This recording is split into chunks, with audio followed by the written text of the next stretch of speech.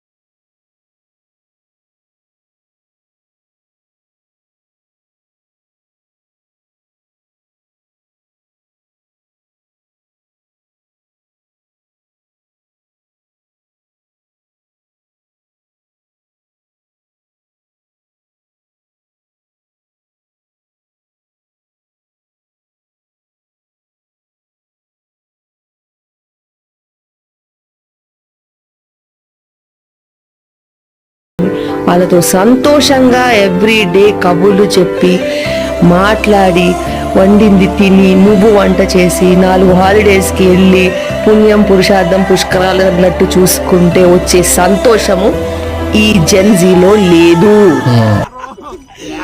ఏం చూద్దామని వచ్చి ఏం చూస్తున్నావు బ్రో నువ్వు?